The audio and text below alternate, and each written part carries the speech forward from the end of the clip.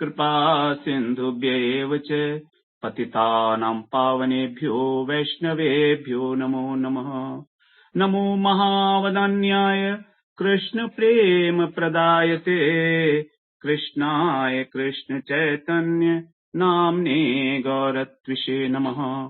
हे कृष्ण करुणा सिंधो दीनबंधो जगत्पते गोपेश गोपिका कांत राधा कांत नमोस्तुते। सप्त कांचन गौरांगी राधे वृंदावनेश्वरी वृषभानुसुते देवी प्रणमामि हरिप्रिये। वृंदाय तुलसीदेव्यै प्रियायै केशवस्य च कृष्ण भक्ति प्रदे देवी सत्यवत्यै नमो नमः। श्री कृष्ण चैतन्य प्रभो नित्यानंद श्री अद्वैत गदाधर शिवसदि गौर भक्त वृंद। हरे कृष्ण कृष्ण कृष्ण हरे हरे, हरे राम राम राम हरे हरे। हरे कृष्णा। सर्वप्रथम मैं अपने गुरुपाद पद ओम विष्णुपाद अष्टोत्तर शत श्री श्रीमद भक्ति वेदांत माधव गोसाई महाराज के चरण कमलों में अनंत कोटि दंडवत प्रणाम ज्ञापन करता हूँ। हम लोगों ने पिछले रविवार से श्री श्री उपदेशामृत का अध्ययन करने के लिए आरंभ किया है। पिछले रविवार से पहले शनिवार को ही गुरु जी का फोन आया और हमने उनसे आज्ञा ली, उनका आशीर्वाद लिया इसमें प्रवृत्त होने के लिए कि हम श्री उपदेशामृत के अंदर प्रवेश करना चाह रहे हैं। तो उन्होंने हमारे को आशीर्वाद दिया है, उनकी कृपा हमारे साथ है। हम उनकी कृपा का आश्रय लेकर ही उनके अनुगत्य में इस चर्चा को आगे बढ़ाएंगे। पिछले सत्र में हम लोगों ने बात किया था कुछ भूमिका उपदेशामृत की, कि किस प्रकार से रूप गोस्वामी ने इस ग्रंथ का प्रणयन किया। चैतन्य महाप्रभु के जो समय समय पर उपदेश हुआ करते थे उनको ही उन्होंने लिपिबद्ध किया श्लोक की फॉर्म में। श्लोका श्री उपदेशामृत के अंदर हमारे 11 श्लोक हैं। तो ये 11 श्लोकों के ऊपर टीकाएं अवेलेबल हैं। जैसे पहली टीका है राधा रमण दास गोस्वामी जी की, तो उनकी टीका हमारे पास अवेलेबल है। उसके बाद है भक्ति विनोद ठाकुर जी की पीयूष वर्षिणी टीका, और प्रभुपाद जी की भक्ति सिद्धांत सरस्वती प्रभुपाद जी की है हमारे पास अनुवृत्ति। ये 3 टीकाएं हैं जिसके आधार के ऊपर हम लोग यहाँ पर आज चर्चा करेंगे। राधा रमण गोस्वामी जी के विषय में जो उनकी टीका है उसमें था, उसका नाम है श्री उपदेश प्रकाशिका टीका। उसके अंदर 3 बातें जो है मुख्य रूप से सामने आई थी। उसमें था सबसे पहले अंतःकरण के जो हमारे दोष हैं।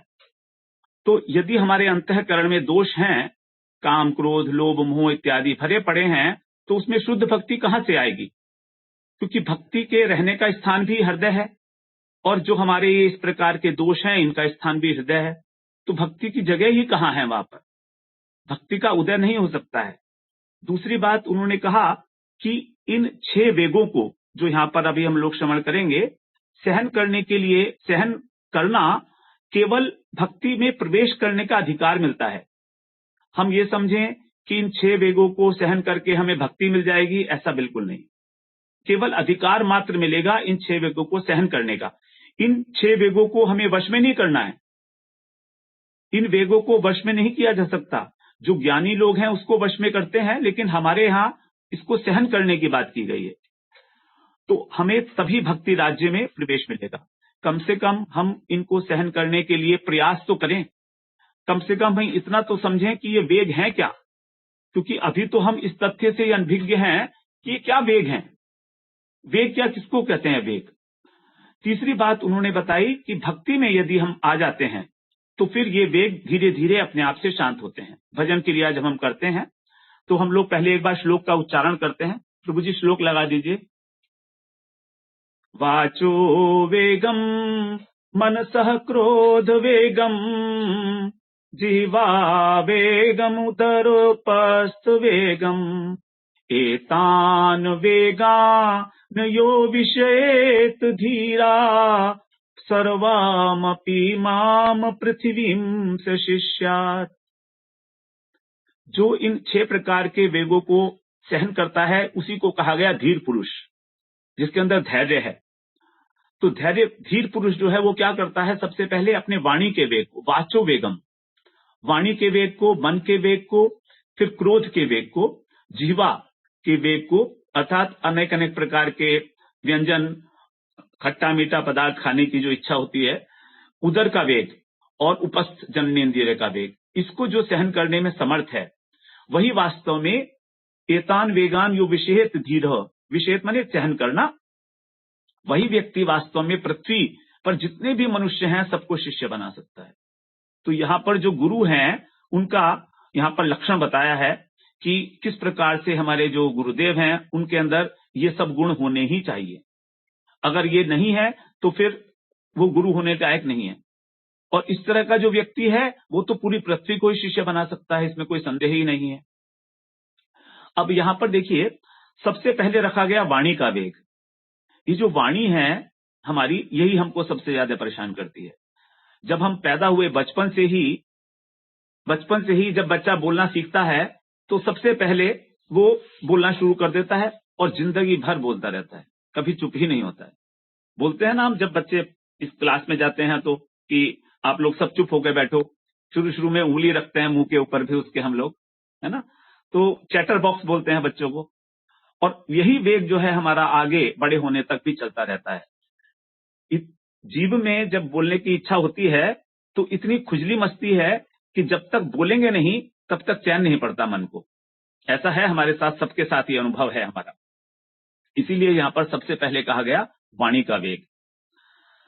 वाणी के वेग में जितनी भी हमारी जो आपस में कलह है, जो आपस में लड़ाइयां हैं, उसका मेन कारण है वाणी का वेग।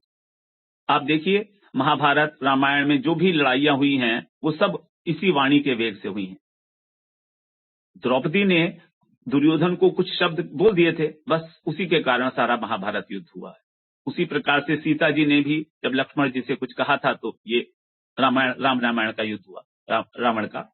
तो ये भले भगवान की लीलाएं हैं, दिखाने के लिए हमको कि किस प्रकार से जो वाणी का वेग है ये हमको युद्ध में प्रवृत्त कर देता है, द्वेष भावना उत्पन्न कर देता है।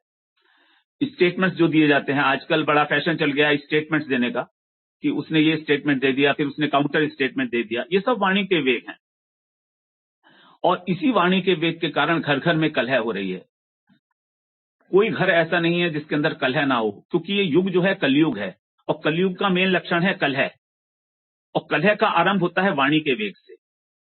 हम अपने मन की बात को बिल्कुल भी रोकने में असमर्थ मानते हैं अपने को। ये हमारी एक बड़ी कमजोरी है। हम सोचते हैं कि हमने जो बोल दिया एक बार तो बस बोल दिया। तो हमको किसी ना किसी प्रकार इस वाणी के वेग के प्रति सावधान तो हो ही जाना चाहिए हर प्रकार से। भक्ति विनोद ठाकुर ने अपनी जो पीयूष वर्षनी वृत्ति है, दूसरी टीका जो है भक्ति विनोद ठाकुर की है पीयूष वर्तनी वृत्ति, उसमें कहा है कि शरणागति के जो 6 लक्षण हैं उसके अंदर आनुकूलस्य संकल्पः प्रातिकूलस्य वर्जनम रक्षयतीति विश्वासो गोप्तृत्वे वर्णम तथा आत्मनिक्षेप कार्पण्य षड्विधा शरणागति। ये शरणागति के जो गीता में भगवान का अंतिम उपदेश है 18वें अध्याय में, सर्वधर्मान परित्यज्य माम एकम शरणम व्रज।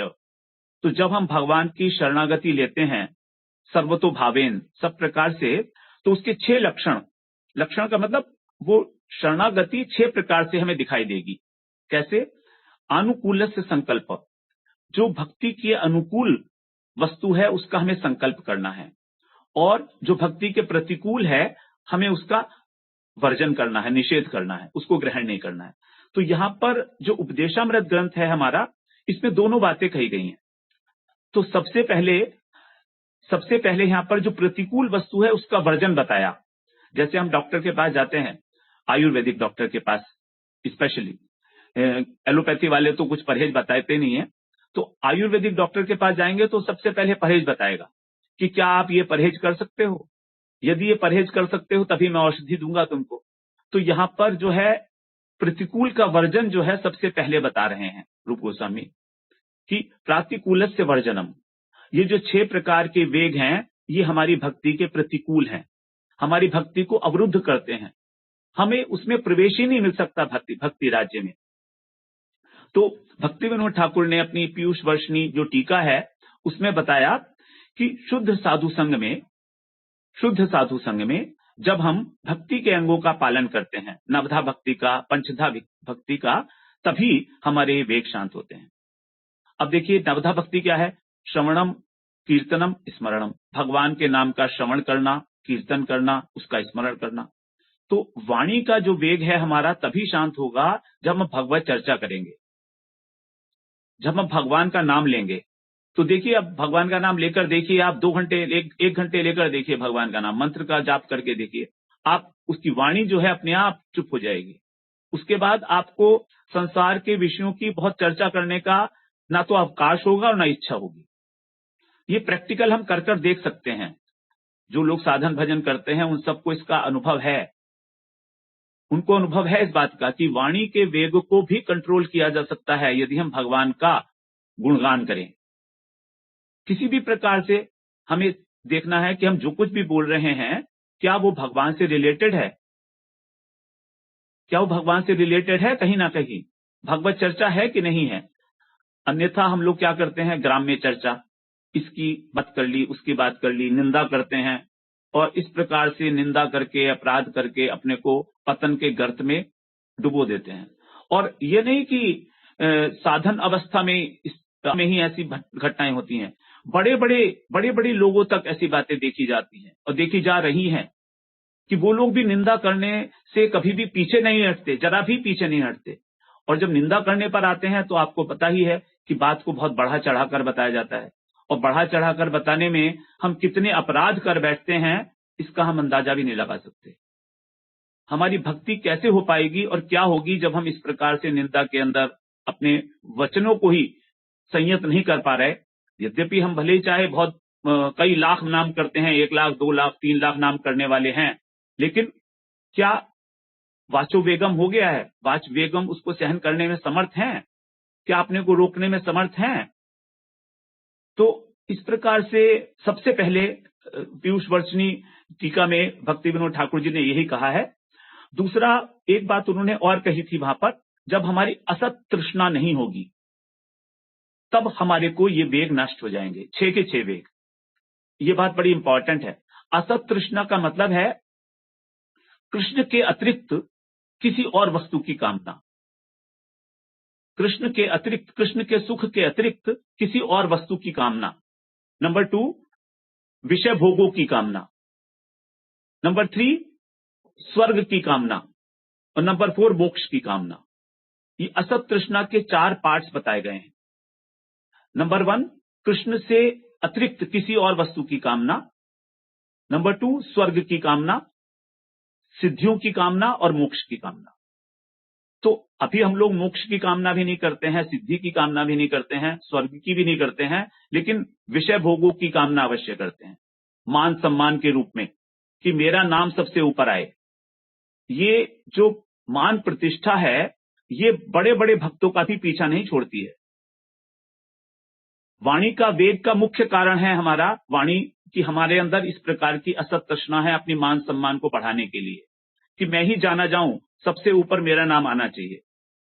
तो इस प्रकार से उन्होंने बताया हमको कि असत तृष्णा का यदि हम डीपली समझें इसको कि हम कहां कहां पर भटक रहे हैं, यदि हम असत तृष्णा को कुछ मात्रा में भी कम कर पाएंगे तो भक्ति विनोद ठाकुर कह रहे हैं कि ये सभी वेग शांत हो जाएंगे। और सबसे इंपॉर्टेंट बात है संकल्प। जब हमने ये संकल्प कर लिया, संकल्प का मतलब है सम्यक रूपेण, जब मैंने ये निश्चय कर लिया। ये देखिए संकल्प जो होता है उस बात का होता है जब मुझे करनी ही करनी है, जो मुझे करना ही करना है उस बात का संकल्प लिया जाता है। तो जब मैंने ऐसा सोच लिया कि मेरे जीवन का उद्देश्य है भगवत प्राप्ति, भगवत प्रेम की प्राप्ति, तब फिर उसके जो भी प्रतिकूल वस्तु है वो अपने आप नीचे नीचे हटती चली जाएगी। संकल्प में बड़ी शक्ति है। यदि हम संकल्प वास्तव में संकल्प कर रहे हैं, ऐसे ढीला मूला में नहीं कि हल्के फुल्के में कर लिया, ठीक है भक्ति हो गई तो ठीक है, नहीं हो गई तो कोई बात नहीं है, क्या फर्क पड़ता है, अभी चलो खा पी लें तो लें, पहला संसार के भोग तो भोग लें। तो अगर इस प्रकार का एटीट्यूड है तो फिर भगवत प्रेम होगा, भगवत प्राप्ति होगी, उसको भूल जाइए। उन लोगों के लिए विषय है ही नहीं है। अब हम लोग आते हैं भक्ति सिद्धांत सरस्वती ठाकुर प्रभुपाद जी की जो अनुवृत्ति है। तो it is very difficult to understand. आपको बहुत एकाग्रता से अगर इसको सुनेंगे तभी कुछ थोड़ा सा समझ में आएगी। जितना मेरे को कुछ समझ में आई है हम लोग उसी के विषय में चर्चा कर लेते हैं। भक्ति सिद्धांत सरस्वती ठाकुर ने तो बिल्कुल क्लियर बोल दिया है कि जो लोग भी इस विषय भोगी हैं, जो सुविधावादी हैं, जो मायावादी हैं, जो भक्ति के विरोधी हैं, उनको ये जो उपदेशामृत है ऐसा लगेगा जैसे कि बहुत बड़ी सजा दी जा रही है। और बिल्कुल बात भी ठीक है। अगर आप किसी को ये बोल दिया जाए कि तुम 2 घंटे तक बोलोगे नहीं, तो इससे बड़ी सजा नहीं हो सकती है। ये बहुत बड़ी सजा है उनके लिए। और अगर किसी भक्त को कह दिया जाए कि तुम 2 घंटे तक बिल्कुल शांत बैठो, भगवान का नाम लो, तो वो बड़ा खुश होगा कि चलो आज 2 घंटे के लिए मुझे शांति मिल गई, कोई मोबाइल नहीं बजेगा, कुछ नहीं होगा, कोई मुझे रिंग नहीं करेगा, कोई परेशान नहीं करेगा। तो भक्त के लिए ये बड़ा वरदान है। और जो इस प्रकार के लोग हैं, विषयी लोग हैं, उनके लिए ये बड़ा कष्टकारक है, दंड के स्वरूप है। वो कह रहे हैं कि इस उपदेशामृत को साक्षात यम मानकर डरते हैं। यम का मतलब होता है दंड, यमराज दंड देते हैं ना। लेकिन जो श्रद्धालु हैं वे इसका जीवन में आचरण करते हैं और भक्ति विषय के अंदर निसंशय होकर पहले भाव भक्ति प्राप्त करते हैं, फिर प्रेम भक्ति प्राप्त करते हैं। तो ये भक्ति सिद्धांत सरस्वती ठाकुर प्रभुपाद जी का कहना है। इसीलिए हमको गुरु जी के अनुगत्य में इन वेगों को समझने का प्रयास अवश्य करना चाहिए। मेरा ऐसा मानना है कि यदि हम इन वेगों को समझ लेंगे with all the implications of what ever is involve in it, इनका ब्रॉड इम्प्लीकेशन क्या है, ये कहना क्या चाह रहे हैं वाणी के वेग से, then automatically if we are committed to our target, अगर हम भक्ति को प्राप्त करना चाहते हैं तो ऑटोमेटिकली हो जाएगा। भक्ति के अंदर ये विशेषता है कि कुछ करना नहीं है, आपको केवल समझ लेना है। You have to be very very open minded और open hearted to understand the things in proper perspective. क्या उसकी इंप्लीकेशंस हो सकते हैं, क्या क्या कहां पर मैं गलत हूं, इस बात को केवल समझ लेना। और भक्त जो है हमेशा नम्र स्वभाव का होता है, वो हमेशा अपनी गलतियों को स्वीकार करता है। देखिए, हमारे अंतःकरण के जो दोष हैं वो हमारे घर का कूड़ा है। हम दूसरों के घर का कूड़ा तो झांकते फिरते हैं, लेकिन अपने घर में ना तो कभी झाड़ू लगाते हैं और ना हमें मालूम है कि कितना कूड़ा इकट्ठा हो चुका। तो भक्ति की जो प्रक्रिया है वो केवल एकमात्र ये है कि हम किसी प्रकार से अपने घर में झाड़ू लगाएं। ये जो दोष हैं हमारे अंतःकरण के, ये सब एक मल है। अंतःकरण के 3 दोष हम लोगों ने बात किए थे, मल, विक्षेप और आवरण। अभी हम उसमें डिटेल में नहीं जाएंगे, लेकिन ये मल है हमारे अंतःकरण का। तो हम इस मल को, इस आवरण को और विक्षेप को हटाने में सक्षम नहीं हैं, ये बात मान ली गई। लेकिन क्या हमें ये जान नहीं लानी चाहिए कि हम कहां पर गलत हैं? क्या हमें ये बात जान नहीं लेनी चाहिए? केवल जानने मात्र से ही हमारा जो मल है, जो विक्षेप है और जो आवरण है वो नष्ट हो जाएगा। ये बिल्कुल पक्की बात है। मैं अपने दिल की बात बता रहा हूं, ये बिल्कुल पक्की बात है। मैंने कोई प्रयास नहीं किया किसी भी विषय को जानने का, केवल अपने अंतःकरण में झांक झांक कर देखता रहा कि मैं कहां कहां गलत हूं, कहां कहां पर मेरे से गलत शब्द निकल रहे हैं। If you are attentive enough then it will work and it really work. साथ साथ जब आप भजन भी करते हैं गुरु जी के अनुगत्य में, उनकी कृपा को प्राप्त करके। अब यहां पर 6 वेग बताए हैं, लेकिन प्रभुपाद जी ने इनको 3 वेग में, 3 पार्ट्स में डिवाइड किया है। प्रभु जी दूसरी स्लाइड दिखा दीजिए।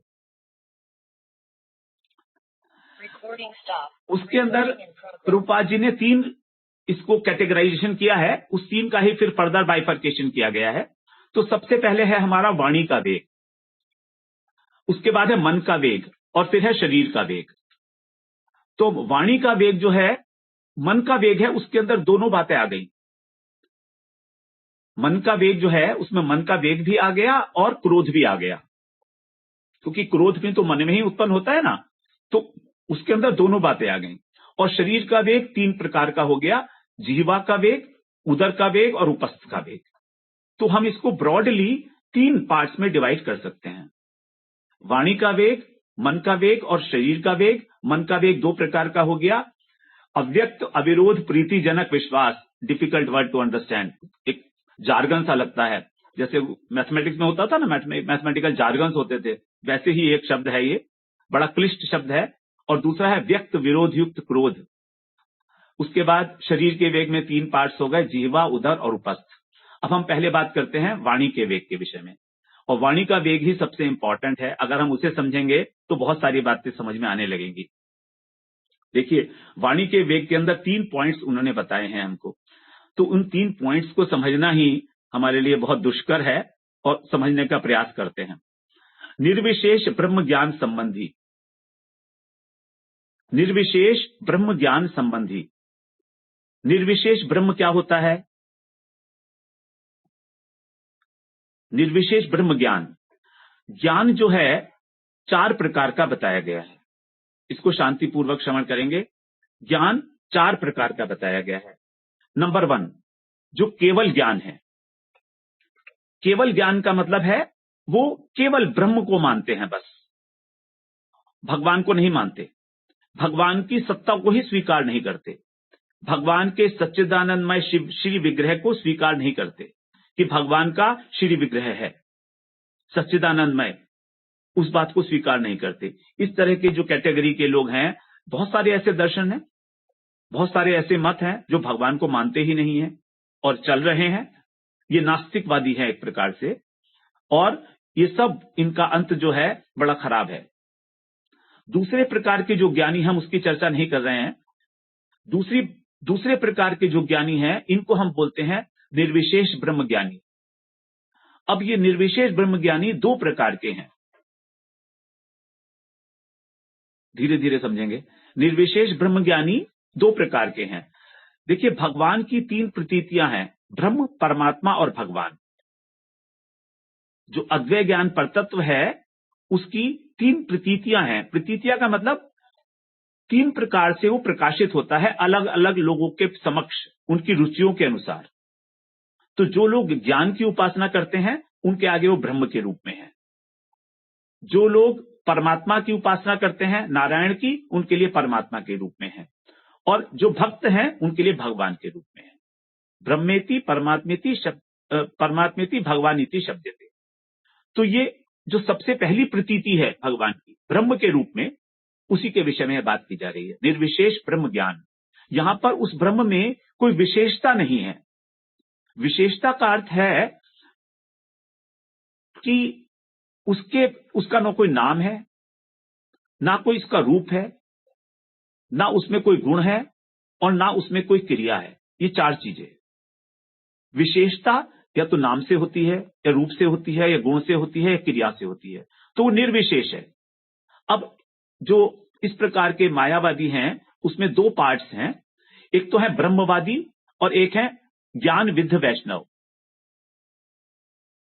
ये जो मायावादी हैं या निर्विशेष ब्रह्म ज्ञानवादी हैं, ये 2 प्रकार के हैं। एक तो है केवल ब्रह्मवादी और दूसरे हैं ज्ञान विद्ध वैष्णव। तो ब्रह्मवादी जो हैं उनका ऐसा मानना है कि ब्रह्म शुद्ध अवस्था में उसका किसी प्रकार का कोई नाम, रूप, गुण, क्रिया नहीं होती, नंबर 1।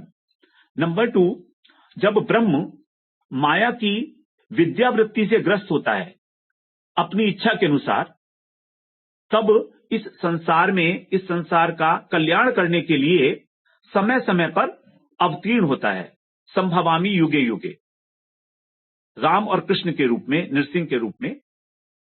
ये दूसरा पॉइंट है कि ब्रह्म जब अपनी इच्छा से माया की विद्यावृत्ति को धारण करके, माया की 2 वृत्तियां हैं, विद्यावृत्ति और अविद्यावृत्ति। विद्यावृत्ति का अर्थ है सत्वगुण, और अविद्यावृत्ति का अर्थ है रजोगुण और तमोगुण। तो जब वो सत्वगुण को धारण करके, विद्यावृत्ति को धारण करके अपनी इच्छा से जब वो इस संसार में, प्रपंच में अवतीर्ण होता है, तब उसको हम राम और कृष्ण के रूप में जानते हैं। अब वो अपना काम पूरा करके फिर दोबारा से शुद्ध हो जाता है ब्रह्म के रूप में। जबकि जो जीव है वो क्या है, वो भी माया की अविद्यावृत्ति से ग्रस्त होता है, और जीव परवश है, अपनी इच्छा से नहीं होता है। जीव परवश है, अवश है, अस्वतंत्र है, तो वो अविद्यावृत्ति से ग्रस्त होकर माया की जब इस जगत में आता है तो वो जीव कहलाता है। अब ये जो जीव है, जब माया के आवरण को काट देता है ज्ञान के द्वारा, विवेक वैराग्य के द्वारा, तब वो दोबारा से ब्रह्म बन जाता है। तो इन लोगों का मानना है अहम ब्रह्मस्मि, अहम ब्रह्मस्मि। जो 4 महावाक्यों में से एक है अहम ब्रह्मस्मि, ये उसका पालन करते हैं। ये लोग जो हैं ब्रह्मवादी हैं। दूसरे जो लोग हैं वो कहते हैं कि भगवान का जो ऐश्वर्यमय स्वरूप है नारायण, वो है, भगवान नारायण के रूप में विद्यमान है, चतुर्भुज रूप में, वो स्वरूप मानते हैं भगवान का।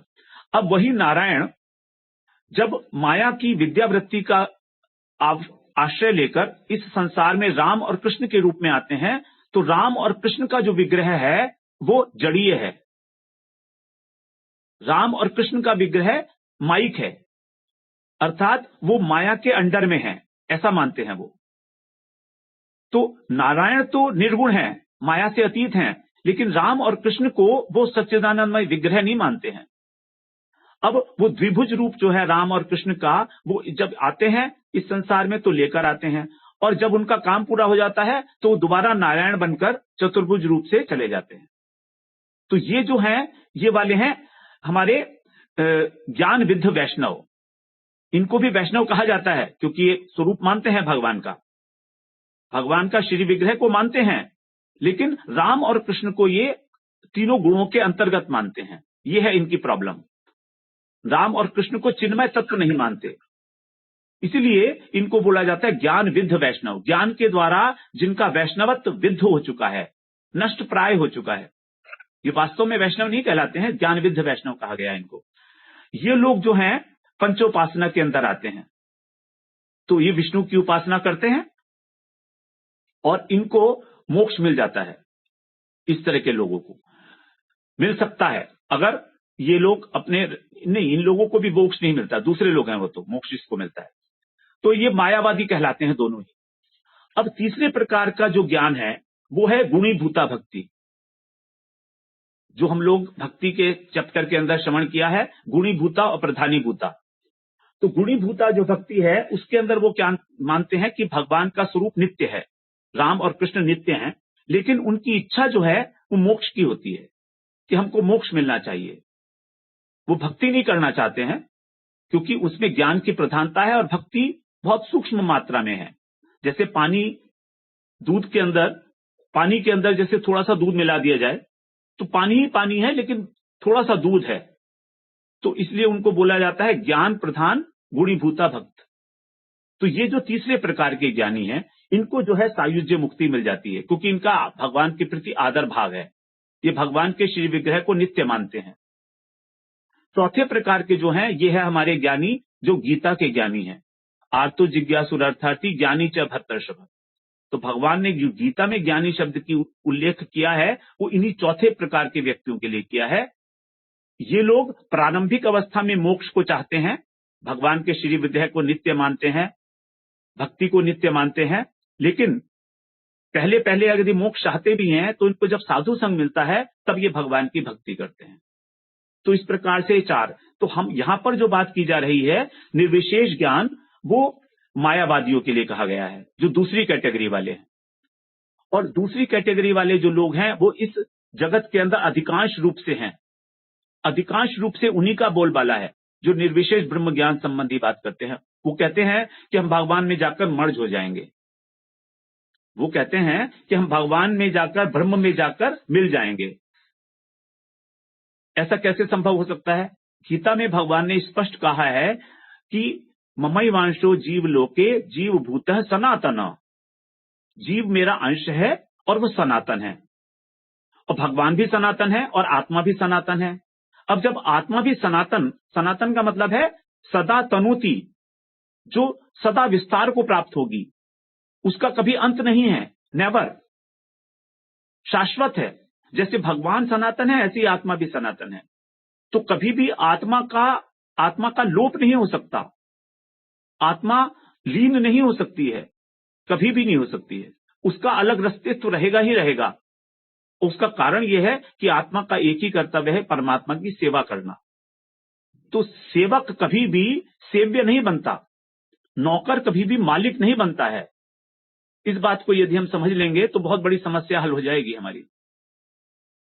जब रामचंद्र जी अयोध्या में आए थे रावण को विजय करके, तो उन्होंने हनुमान जी से कहा कि हनुमान जी, मैं सबसे बहुत खुश थे, राम जी सबको उपहार दे रहे थे, तो हनुमान जी को बुलाया उन्होंने कि हनुमान, मैं तुम्हें अपनी ओर से एक गिफ्ट देना चाहता हूं। तो हनुमान जी ने कहा, बोलो प्रभु क्या देना चाहते हो? तो उनका, मैं तुम्हें मोक्ष देना चाहता हूं।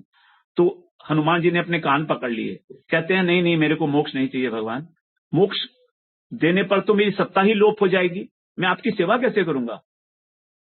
क्योंकि हनुमान जी दास शिरोमणि हैं, दास भक्ति के सबसे उच्च स्थान पर बैठे हुए हैं हनुमान जी। तो इस प्रकार से निर्विशेष ब्रह्म ज्ञान संबंधी बातें करना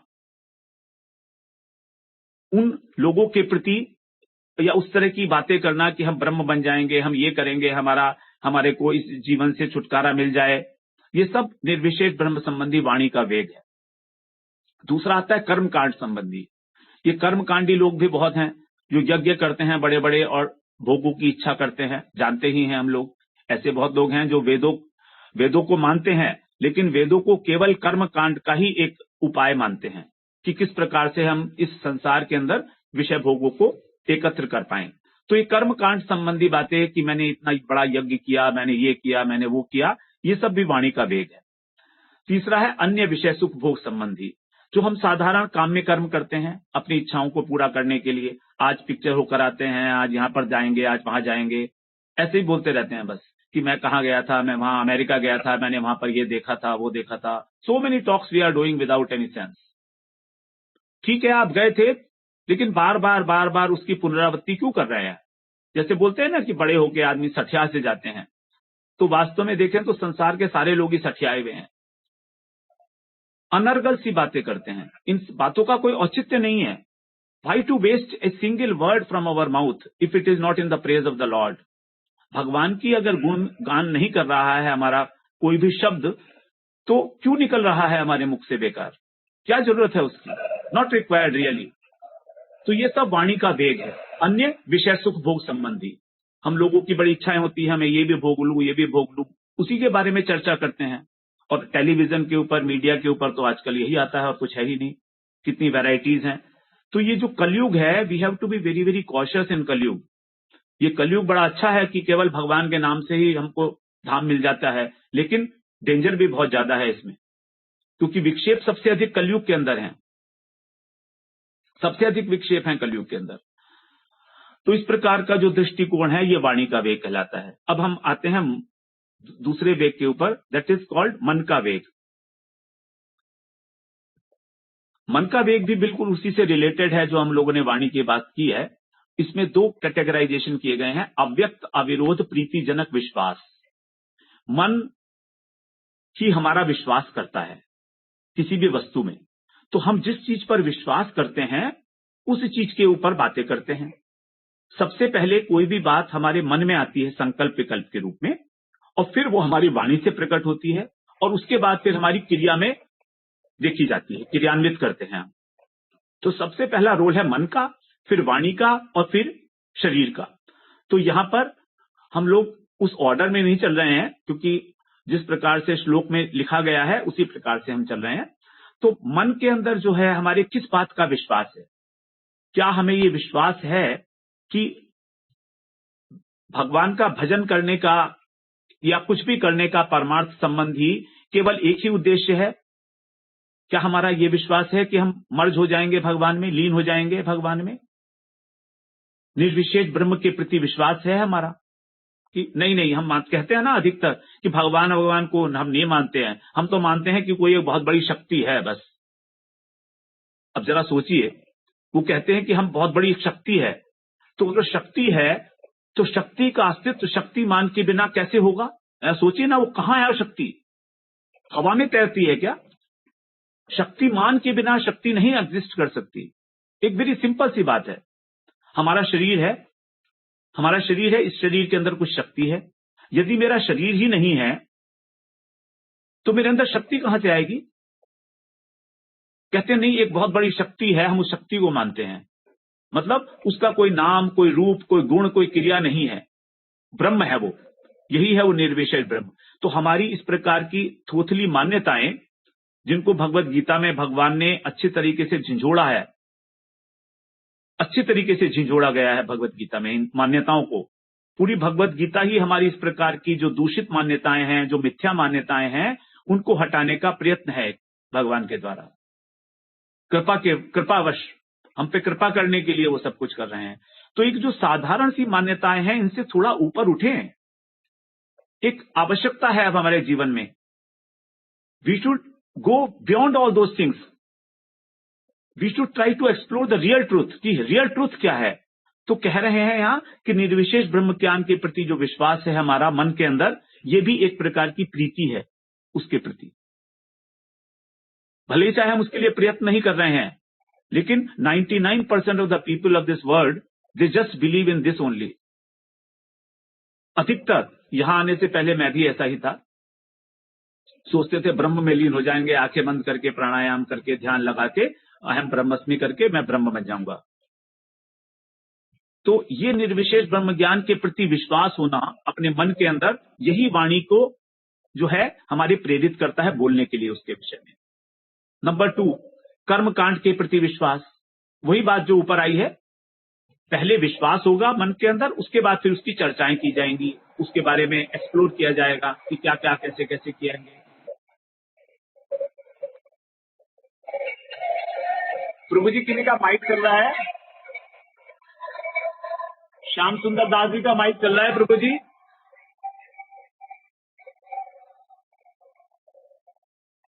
हरे कृष्णा। हाँ, माइक अब बंद हो गया है, ठीक है। तो ये जो हमारा विश्वास है इस प्रकार का, ये विश्वास ही हमको, ये विश्वास ही जो है हमको उस बात की चर्चा करने के लिए बार बार प्रेरित करता है। तो we have to be very cautious कि हमारे मन में जो विश्वास, जो हमारी मान्यताएं हैं, यहां पर शब्द लिखा गया है विश्वास, लेकिन इसको समझिए मान्यता। ये मान्यताएं हैं, कर्ता है मिति मन्यते, भगवान ने बोला कि आपकी कितनी सारी मान्यताएं हैं, उन सब मान्यताओं को आप हटाइए। Be very clear as to what you really are, है ना। तो मान्यताओं को हटाने के लिए हमें बहुत कुछ करना पड़ेगा, बहुत समझना पड़ेगा।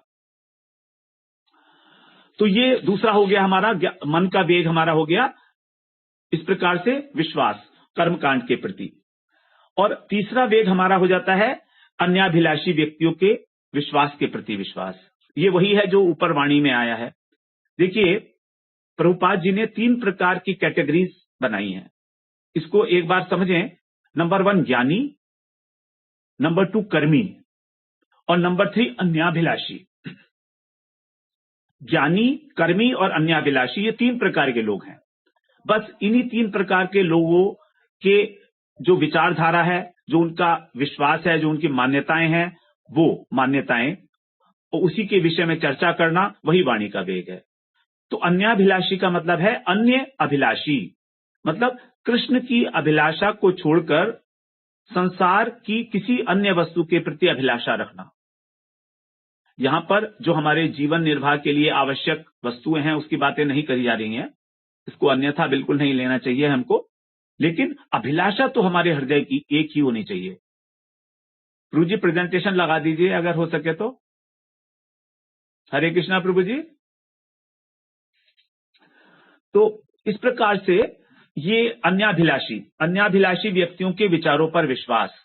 हम लोग सोचते हैं कि जो ये बात कह रहा है वो बिल्कुल ठीक कह रहा है। अब जितने भी हम लोग मीडिया में और टेलीविजन पर जो भी एडवर्टीजमेंट देखते हैं, वो सब 3rd कैटेगरी में आएंगे। अन्याभिलाषी व्यक्तियों के प्रति विश्वास, कि वो जो कह रहा है ठीक कह रहा है, ये खाने से ये होगा, ये खाने से ये, यहां जाने से मुझको आनंद मिलेगा, ये वाला सामान खरीद लूंगा तो मुझको इतना वो हो जाएगा। ये सब इसी प्रकार के व्यक्ति हैं, अन्याभिलाषी व्यक्ति। कोई भी व्यक्ति इसमें से ऐसा नहीं है जो भगवान के प्रति आपकी रुचि को जागृत करने के लिए बात करेगा। टेलीविजन पे जो हमारी जो संस्कार इत्यादि जो चैनल्स इत्यादि आ रही हैं, आप मोस्टली उसके अंदर भी सभी इसी बातों का मिश्रण पाएंगे। This is a fact. मैं किसी की भी क्रिटिसिज्म नहीं कर रहा हूं, इस बात को समझें, लेकिन क्योंकि हमारा हृदय पवित्र है, हम पवित्र भक्ति के मार्ग में आगे बढ़ना चाह रहे हैं, शुद्ध भक्ति के मार्ग में, then we have to be very careful. क्योंकि मिश्रित सामान तो सब जगह मार्केट में मिलता है आपको, लेकिन शुद्ध भक्ति कहीं नहीं मिलने वाली है। It is very one of the very very rarest thing in this world.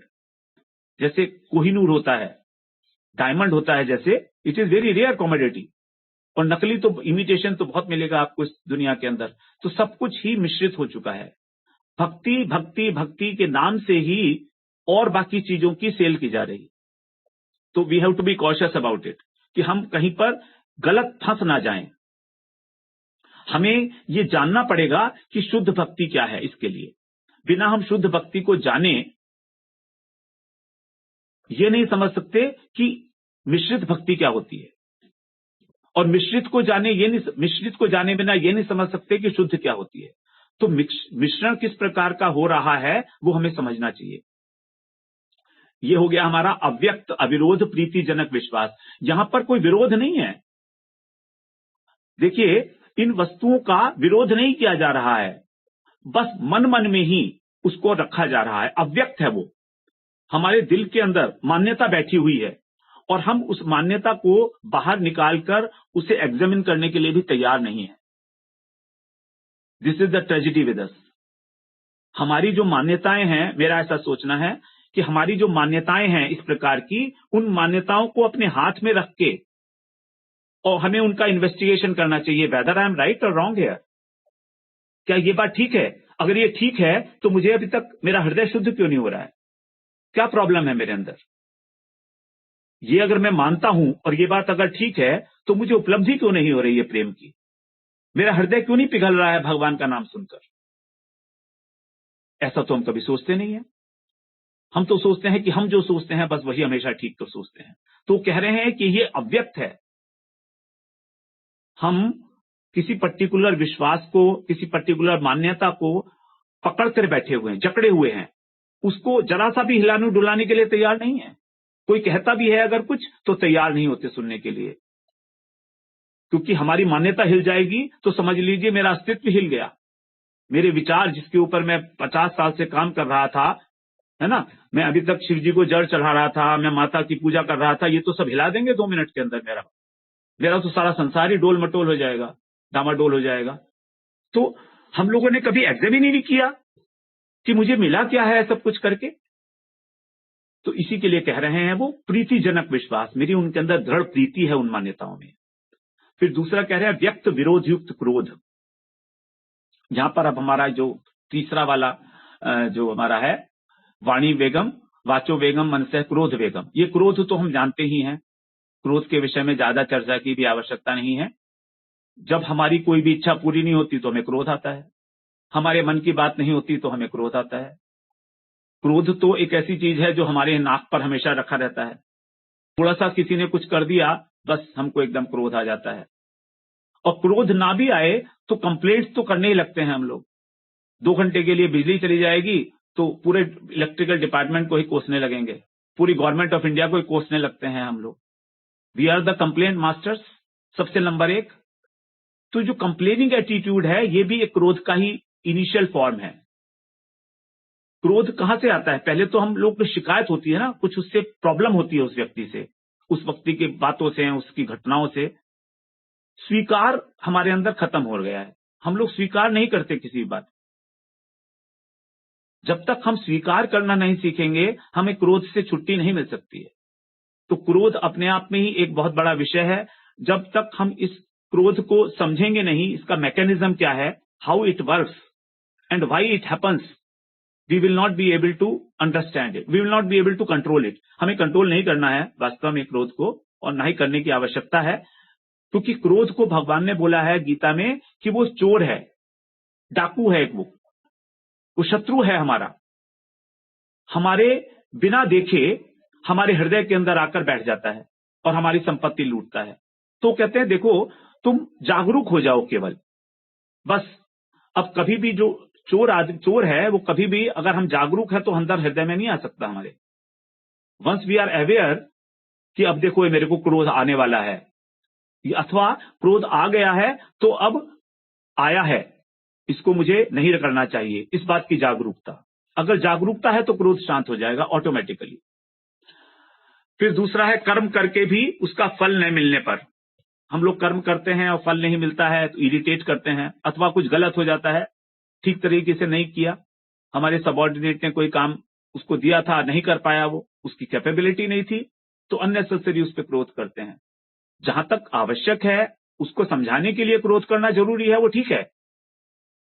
क्रोध करने का यहां पर वहां मतलब है जब हमारे हृदय के अंदर ज्वलन पैदा हो। एक क्रोध ऐसा भी होता है जो केवल किसी दूसरे व्यक्ति को समझाने के लिए करा जाता है, उसमें कोई प्रॉब्लम नहीं है। किसी व्यक्ति को समझाने के लिए क्रोध किया जा रहा है तो वहां पर अंदर हृदय के अंदर जलन पैदा नहीं होती है। तो जो ज्वलनात्मक वृत्ति है हमारे हृदय के अंदर, उसको क्रोध कहा गया है। और चेष्टा करने पर भी मुक्ति न मिलने पर, बहुत लंबे लंबे समय तक हम लोग आंखें बंद करके, प्राणायाम करके, ध्यान साधना करके, we are not able to get anywhere, तो क्रोध आ जाता है कि छोड़ो इसको। तो ये भी इस प्रकार का एक क्रोध बताया है। अपने आप में एक बहुत बड़ा सब्जेक्ट है क्रोध का, उसको कभी हम चर्चा कर सकते हैं, भगवत गीता में हमने की भी है। ये काम और क्रोध दो वेग हैं जो भगवान ने बताया, रजोगुण है बेसिकली। तो काम ही क्रोध बन जाता है। यदि हमारी कामना की पूरी हो जाए तो लोभ बन जाता है वो, और यदि कामना पूरी ना हो तो क्रोध बन जाता है। काम, क्रोध और लोभ, ये तीनों ही नरक के द्वार बताए गए हैं। तस्मात् एतत् त्रयम् त्यजेत, काम है लोभस तथा काम है क्रोधस तथा लोभ, तस्मात् एतत् त्रयम् त्यजेत, इन तीनों को ही त्याग करना चाहिए, भगवान कह रहे हैं। अदरवाइज तो हमारे नरक के अंदर पहुंचना बिल्कुल संभव है।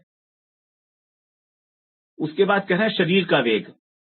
शरीर का वेग है निद्रा का वेग, नहीं जीवा, निद्रा नहीं, जीवा का वेग। जानते ही हैं हम इसको, तो षड्रस व्यंजन की लालसा, 6 प्रकार के जो रस हैं, आज खट्टा खाना है, आज मीठा खाना है, आज नमकीन, आज चटपटा, आज गोलगप्पे खाने हैं, आज मिठाई खानी है। कुछ हद तक ठीक है, इसको शांत करने का केवल एक ही उपाय है, भगवान का प्रसाद ग्रहण करना। इससे हमारा भोजन नियमित हो जाएगा, क्योंकि भगवान को हमेशा तो भोग लगाते नहीं रहेंगे। आप देखिए ना, यदि हमने ये सोच लिया कि हम भगवान को प्रसाद ग्रहण करेंगे, तो हमारा तो मन करता है अभी हमने ये खाया, फिर थोड़ी देर में ये खा लो, फिर ये खा लो, फिर ये खा लो। अब जब हम प्रसाद पाएंगे तो फिर प्रसाद तो भगवान को 3 बार, 4 बार, 6 बार लगेगा, इससे ज्यादा तो नहीं लगेगा ना। लेकिन हमारी जो जीवा है वो तो अकलौती रहती है लगातार ही खाने के लिए चटपटा कुछ ना कुछ। So any time is food time for us, just like animals, but it should not be so. Any time should not be the food time. तो ये जो हमारी लालसा है फूड की, ये जो जीवा की लालसा है, इसको कंट्रोल बड़े आसानी से तभी किया जा सकता है जब हम भगवान के प्रसाद को ग्रहण करेंगे, जब हम सात्विक भोजन करेंगे। If we are cautious enough कि हम लोग जो ले रहे हैं वो किस प्रकार का भोजन है, किसके द्वारा बनाया गया है, क्योंकि आहार शुद्धि सबसे इंपॉर्टेंट है मन की शुद्धि के लिए। जो हमारा अन्न है उसी से हमारे मन के विचार बनते हैं, ये सब जानते हैं इस बात को, लेकिन तो भी हम लोग उल्टा सीधा खा लेते हैं। और जो भजन करने वाले लोग हैं उनको तो विशेष रूप से इस बात का ध्यान रखना चाहिए, क्योंकि मन के अंदर हमारे जो विक्षेप होता है, जो चित्त चलायमान होता है, उसका केवल एक ही कारण है, भोजन, अव्यवस्थित भोजन, अनियमित भोजन। अगर नियमित भोजन करेंगे तो मन शांत होगा, मन की चंचलता हटेगी। लोग कहते हैं ना, भगवान का नाम लेने में हमारा मन नहीं लगता है, माला करते हुए मन भागता है इधर उधर। भागता इसीलिए है कि हमारा मन ये कर रहा है कि अभी मैं माला कर लूंगा, उसके बाद क्या खाना है सोचना है। तो जब खाने की प्रवृत्ति हो रही है तो फिर रसास्वाद, ये भी एक दोष बताया गया है। तो रसास्वाद की जब एक प्रवृत्ति हो रही है तो किस प्रकार से हमारा मन भगवान के नाम में लगेगा। तो हम लोगों की सबकी ही वीकनेस है, जीवा वेगम, जीवा का वेग बड़ा मुश्किल है, और लेकिन फिर भी धीरे धीरे इसको भगवान के प्रसाद के द्वारा, सात्विक आहार के द्वारा हमें जो है इसको कंट्रोल करना चाहिए। और मादक पदार्थों का सेवन तो सर्वथा त्याज्य है, इस बात को तो सभी लोग जानते हैं, लेकिन तो भी करते हैं। और मैं भी करता था। यहाँ आने से पहले तो चाय भी बहुत पीते थे, अब यहाँ आके तो जब से गुरुजी से दीक्षा ली है, कभी चाय पीने का मन ही नहीं किया। कभी कभी वो हर्बल टी टाइप होती है वो ले लेते हैं, रेयरली, लेकिन कोई आवश्यकता नहीं होती है उसकी, क्योंकि herbal tea is not a this thing, obsession नहीं बनता है उसका, इंटॉक्सिकेशन नहीं है ना उसमें। लेकिन जो नॉर्मल टी है उसके अंदर तो इंटॉक्सिकेशन है, नशा है। तो मादक पदार्थों का जो सेवन है वो हमेशा हमको अपना गुलाम बना लेता है, और भक्त कभी किसी के गुलाम नहीं होते, भगवान के ही गुलाम होते हैं वो एकमात्र। तो जब भगवान को भोग नहीं लगाया जा सकता उन पदार्थों का, तो भक्त उसे ग्रहण कैसे करेगा? एक छोटी सी बात है कि ठीक है, भगवान को अगर कुछ लोग, तो मैंने देखा है कि कुछ लोग तो कहते हैं चाय का भी भगवान को भोग लगा दो, तो बड़ा आश्चर्यजनक लगता है, बड़ा खराब सा लगता है सोच के ऐसे कि ऐसा बोलना भी, इवन भगवान के लिए चाय का भोग लगा दो। लेकिन इस बात का हमें बहुत ध्यान रखना चाहिए। चैतन्य महाप्रभु ने कहा है, देखो अगर भजन करना है तो भाल ना खाए बे और भाल ना परी बे। भलो मतलब बहुत अच्छा स्वादिष्ट भोजन नहीं करो, और बहुत अच्छे कपड़े, महंगे कपड़े मत पहनो। साफ सुथरे अच्छे कपड़े पहनो, लेकिन महंगे कपड़े मत पहनो। बहुत ब्रांडेड कपड़े जो होते हैं 2-2, 4-4, 10-10 हजार रुपए के, वो मत पहनो आप लोग। अगर भजन करना है वास्तव में, जो है उतना बहुत है, जरूरत है तो ले लो। भाल ना खाई बे। तो भगवान का जो प्रसाद है वो तो स्वादिष्ट है, तो उसके अंदर कोई दोष नहीं है। लेकिन हमने ये बात प्रभु जी से पूछी भी थी कि प्रभु जी, हमारा मन तो करता ही है कि भगवान को प्रसाद जो है वो भी हम तो स्वाद बुद्धि से खाते हैं। हम सोचते हैं कि हमारे को खीर भी मिलनी चाहिए, हमें मिठाई भी मिलनी चाहिए, हमें पापड़ भी मिलना चाहिए, इस सब की हमारी इच्छा होती है। तो अब इसको हम कैसे रोकें? क्योंकि प्रसाद बुद्धि तो हमारे अंदर है नहीं, महाप्रसाद बुद्धि तो है नहीं हमारे अंदर, तो हम क्या करें? तो प्रभु जी ने बताया कि देखो ऐसा करो कि जब तुम खाते हो उसको, तो एक तो भगवान, जब हम प्रसाद ग्रहण करते हैं तो हमको भगवान का स्मरण करना चाहिए। महाप्रसादे गोविंदे नाम ब्रह्मणि वैष्णवे, इस मंत्र का एक जाप कर लेना चाहिए, नंबर 1। नंबर 2, ग्रहण करते हुए भगवान का नाम अंदर अंदर हमारे अंदर उच्चारण होना चाहिए। मंत्र का नाम करें या किसी भी भगवान का नाम ले लें, हरे कृष्ण हरे कृष्ण हरे कृष्ण हरे कृष्ण करते रहें, राधा राधा राधा राम राम राम, कुछ भी करें, लेकिन भगवान के नाम का अगर उच्चारण होगा उस भोजन के साथ, तो देखिए आप बिल्कुल सात्विक हो जाएगा। तीसरी बात, जब हम प्रसाद ग्रहण कर रहे हैं तो एक बात सोच सकते हैं कि आज इस सब्जी के अंदर मीठा, वो नमकीन, नमक ज्यादा है या कम है, मिठाई बहुत अच्छी बनी है या खराब बनी है, इस विषय में ये सोचें कि जब भगवान को ये भोग लगा था तो उनको कैसे लगा होगा। यदि कोई बहुत स्वादिष्ट वस्तु बनी है तो हम ऐसा सोच सकते हैं कि जब भगवान को ये वस्तु ली होगी, भगवान ने ग्रहण की होगी, तो उनको भी तो अच्छा लगा होगा ना, उनको वो प्रसन्न हुए होंगे। तो उनकी प्रसन्नता में हम अपनी प्रसन्नता को मिला सकते हैं। This is just a way of understanding the things. आप समझ रहे हैं बात को ना, कि भगवान ने भी वही वस्तु ली है अभी जो हम ले रहे हैं। अब जब भगवान ने ये ग्रहण की, मान लीजिए फीका है कोई वस्तु, तो हम सोचना चाहिए भगवान को कितना दुख हुआ होगा, देखो हमने फीका दे दिया, हम तो नमक भी डाल लेंगे, भगवान ने कहा से नमक आया होगा उनके पास। तो भक्त तो ऐसा सोचते हैं कि आज भगवान को फीका खाना पड़ गया, है ना। और अगर बहुत अच्छा बना है तो भी बहुत अच्छी बात है, भगवान खुश हुए होंगे आज, और भगवान प्रसन्न हुए हैं, तो भक्त की प्रसन्नता ही इसी बात में होनी चाहिए कि भगवान प्रसन्न हुए हैं। So both ways it works. तो इस प्रकार से धीरे धीरे जो है हमारा जो जीवा का वेग है, ये षटरस व्यंजन खाने का, और बार बार धीरे धीरे कंट्रोल हो जाएगा। क्योंकि इसके लिए हमें विशेष रूप से जागरूक चाहिए होना पड़ेगा। We have to be very selective about the food also. सात्विक आहार होना चाहिए। भगवान ने गीता में बताया सात्विक आहार ही हमारे को आवश्यक है।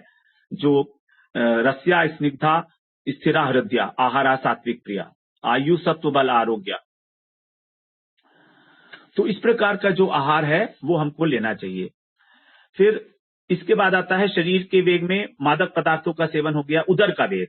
अब ये है उदर का वेग में आता है पेट के अंदर जो हमारे भूख लगती है हमको, तो अत्यधिक आहार हमें नहीं करना चाहिए, रिक्वायरमेंट से ऊपर नहीं खाना चाहिए। मान लीजिए कोई वस्तु बहुत स्वादिष्ट बनी है, तो इसका यह मतलब नहीं है कि खाते ही चले जाओ, ये मतलब बिल्कुल नहीं है उसका। जितना आवश्यक है उतना भोजन लें, अत्यधिक आहार ना करें। अत्यधिक कटु अम्ल लवण उष्ण इस प्रकार की जो वस्तुएं हैं, कोल्ड ड्रिंक्स इत्यादि हैं, इनका जो अगर जितना संभव हो सके उतना करें, जितना संभव है उतना करें। तो ये अत्यधिक आहार और तामसिक आहार जो है वो हमें नहीं लेना चाहिए। ये उदर का वेग है। पेट में मांगता है, पेट जब भूख लगी है तो खाना ही है, उसमें कोई प्रॉब्लम नहीं है। लेकिन अत्यधिक आहार के लिए बताया गया है कि जितनी भूख है उससे थोड़ा कम खाइए, थोड़ा स्पेस रखिए पेट के अंदर जितनी भूख है। और दूसरी बात, बार बार लेने की प्रवृत्ति को कम करिए। एक बार ही अपनी अगर थाली में ठीक प्रकार से भोजन लगा लिया जाए कि भाई मेरी इतनी भूख है, मैं इतना ही खाता हूं, बस तो उतना लगा लिया। अब यदि कोई वस्तु स्वादिष्ट बनी है तो हम कहते हैं नहीं नहीं, इसको तो डबल डाल दो और ट्रिपल डाल दो, ऊपर से और दे दो और दे दो, वो ज्यादा अच्छा नहीं है। उस बात को हमें ध्यान में रखना चाहिए। तो और उपस्थ का वेग तो परेशान करता ही है। हमारे अंदर काम वासना भरी पड़ी हुई है, पुरुषों के अंदर स्त्रियों के प्रति, स्त्रियों के अंदर पुरुषों के प्रति। बचपन से ही ऐसा वेग जो है देखा जा रहा है। आजकल जो मीडिया है और ये मोबाइल सिस्टम्स हैं, इसके अंदर इतना एक्सपोजर्स हो चुके हैं। तो we have to be very careful about it कि जो कुछ भी है उपस्थ का वेग, उसको शांत करने के लिए जो एक लेजिटिमेट एक वे है, तो मैरिज का एक रास्ता है, वो निकाला गया है पुराणों में, शास्त्रों में। उसका आदर सम्मान करते हुए ही और उतना ही हमको भोग करना चाहिए इसका। यदि भक्ति मार्ग में जाना है तो ये सब बातें आवश्यक हैं। ये हमारा जो जीवा है उसका संबंध है डायरेक्ट हमारी जननेंद्रिय से। जितना हमारी जीवा अलग अलग प्रकार के षड्रस खाती है, उतना ही हमारे अंदर काम वासना की प्रबलता आती है। तो काम वासना को कम करने के लिए सात्विक आहार ही रिकमेंडेड है। सात्विक आहार होगा तो हमारा हर प्रकार से भला है उसके अंदर। अब देखिए, जो हमारा ये भोजन है उसके लिए कहा गया है वो मित होना चाहिए, हित होना चाहिए और ऋत होना चाहिए। 3 बातें कही गई हैं और वाणी भी हमारी ऐसी होनी चाहिए, मित, हित और ऋत। मित का अर्थ है कम, मितभाषी, मित भोजन, अल्पाहारी, अल्प आहार करना है, और मितभाषी मतलब कम बोलना है। तो हमको हमेशा कम बोलना चाहिए, कम आहार करना चाहिए। नंबर 1 हो गया। नंबर 2 हित। हित का मतलब है जिसमें हमारा कल्याण हो, हमारा कल्याण हो अथवा हमारे जो साथ के सब लोग हैं उनका कल्याण हो। तो हितकारी वचन बोलना चाहिए और हितकारी भोजन करना चाहिए। नंबर 3 ऋत। ऋत का मतलब है सत्य, सत्य भोजन होना चाहिए और हमारी वाणी में भी सत्यता होनी चाहिए। सत्य ऐसा नहीं हो कि कटु सत्य हो, कटु सत्य नहीं बोलना है हमको, लेकिन सत्य बोलना है। और आहार भी हमारा सत्य हो, सात्विक हो, मतलब न्यायपूर्वक धन कमाया हुआ हो, जिसके द्वारा भक्तों को तो कभी भी विषयी लोगों का भोजन ग्रहण नहीं करना चाहिए। भक्त लोगों को जब भी कहीं जाते हैं, किसी घर में जाते हैं या गृहस्थ के घर में, या तो देखना चाहिए कि उसके घर में किस प्रकार का वातावरण है, क्या है। प्रत्येक के घर से हमको भोजन ग्रहण नहीं करना चाहिए भक्त लोगों को। यदि ग्रहण करने की आवश्यकता ही पड़े तो फल ले लीजिएगा, क्योंकि वो तो भगवान को भी अर्पित नहीं हुआ होगा। तो इस प्रकार से, और सात्विक भोजन हो, पवित्र हो, स्वाद बुद्धि से हम लोग भोजन ना करें और थोड़ी मात्रा में हो, तो उसको हम बोलेंगे। फिर ये हमारा जो आहार शुद्धि, आहार शुद्धि से ही हमारी अंतःकरण की शुद्धि होती है, अंतःकरण की शुद्धि से हमारी विचार शुद्धि होती है, फिर हमारी भाव शुद्धि होती है। तो ये 3 प्रकार की जो शुद्धियां हैं, इनका हमें विशेष रूप से ध्यान तभी होगा जब हमारा आहार ठीक होगा। तो आहार का और काम वासना का बड़ा क्लोज संबंध है, इस बात को हमें समझ लेना चाहिए। और सब लोग आप जानते ही हैं, इसमें ज्यादा विषय की बात करने की आवश्यकता नहीं है। अगला स्लाइड बनाइए प्रभु जी। हरि बोल। अब देखिए, भागवत के अंदर 7वें अध्याय में, 7वें स्कंध में 15वें अध्याय का 22 से लेकर 25 श्लोक, 22, 23, 24, 25, ये 4 श्लोकों में नारद जी ने बताया है युधिष्ठिर महाराज को कि हम अपने दोषों पर कैसे विजय प्राप्त करें। तो 4 श्लोक हैं, उसी का यहाँ पर संक्षेप में दिया गया है हिंदी में। काम को खत्म करने के लिए, यहाँ पर काम का अर्थ है कामनाएं, अनेक अनेक प्रकार की इच्छाएं। तो कहते हैं संकल्पों के परित्याग से। संकल्प हमारे उठता है पहले, उसके बाद बनती है कामना। संकल्प प्रभवान कामान त्यक्त्वा सर्वान अशेषतः, 6ठे अध्याय में भगवान ने कहा कि कामनाओं के उठने से पहले उस संकल्प को ही मत उठने दो। संकल्प का मतलब है, जैसे मैंने देखा, कोई मोबाइल देखा, अब मेरा संकल्प हो गया कि ये मोबाइल में तो बहुत अच्छे फीचर्स हैं, ये मुझे खरीदना है, ये संकल्प हो गया, तब कामना बन गई। उस कामना के लिए कोशिश करते रहो। 50,000 का मोबाइल है एप्पल का, तो ठीक है, अब जब 50,000 होंगे उसके लिए कोशिश करते रहो। अब दिमाग में वही घूमता रहेगा, वो संकल्प दृढ़ होता रहेगा, तो संकल्प को बनने ही मत दो। ठीक है, देख लिया, अच्छा है, अच्छा है, बस थोड़ी सी उसकी प्रशंसा कर दी और उससे आगे बढ़ गए, तो कामनाएं नहीं उठेंगी। दूसरा है क्रोध। क्रोध भी कामनाओं के कारण ही होता है, क्योंकि कामना नहीं है तो बाधा नहीं आएगी, और बाधा नहीं आएगी तो फिर क्रोध भी नहीं आएगा। तीसरा है लोभ। लोभ भी कामना से ही है, लोभ भी कामना से ही है। धन को कमाने की जो लोभ है हमारी वृत्ति, तो धन को जब हम अनर्थ समझेंगे, अर्थ को अनर्थ समझकर, क्योंकि धन जो है वास्तव में सभी अनर्थों की जड़ है। हमारा सबका अनुभव है ये कि धन अनर्थों की जड़ है। सुविधा है, बहुत अच्छी चीज है धन, लेकिन उसका सदुपयोग करना बड़ा दुष्कर काम है। दुरुपयोग होता ही होता है जब एक्सेस होता है धन। तो भय, भय हमें होता है द्वितीय वस्तु से। भय का कारण है कि हम किसी और अपने से किसी को अलग मानते हैं, पराया मानते हैं। जब हम सबको अपना मानेंगे तो फिर भय नहीं होगा। तो यदि हमारे अंदर विश्व बंधुत्व की भावना हो, सिया राम मैं सब जग जानी हो, वासुदेव सर्वम इति स महात्मा सुदुर्लभ, 7वें अध्याय का जो 19वां श्लोक है वो हो, तो फिर काहे का भय? सभी तो मेरे बंधु हैं, सभी भगवान की ही अंश हैं, तो किसी ना किसी रूप में सभी मेरे बंधु हैं, चाहे कोई मेरा इष्ट करे चाहे अनिष्ट करे। कोई भी व्यक्ति किसी का अनिष्ट नहीं कर सकता कभी भी, ये बिल्कुल पक्की बात। हमारा कोई अनिष्ट करता है तो हमारे प्रारब्ध हैं, उस व्यक्ति के माध्यम से हमारे प्रारब्ध हमारे सामने आ रहे हैं। तो इसीलिए भयभीत होने की आवश्यकता नहीं है। और भयभीत तब होंगे ना जब हमने कुछ गलत काम किया हो। अब भक्त लोग क्यों भयभीत होंगे? भगवान का भजन कर रहे हैं तो भक्त को कभी भय नहीं होता, निर्भय होकर विचरण करते हैं भक्त लोग। त्रायते महतो भयात, भक्ति के अंदर थोड़ा सा भी साधन यदि हम करते हैं, थोड़ा सा भी, स्वल्पम अपि यस्य धर्म से त्रायते महतो भयात, मृत्यु रूपी जो सबसे महान भय है, जैसे आजकल ये कोरोना चल रहा है, तो वृंदावन में कहाँ कोई मास्क लगाता है?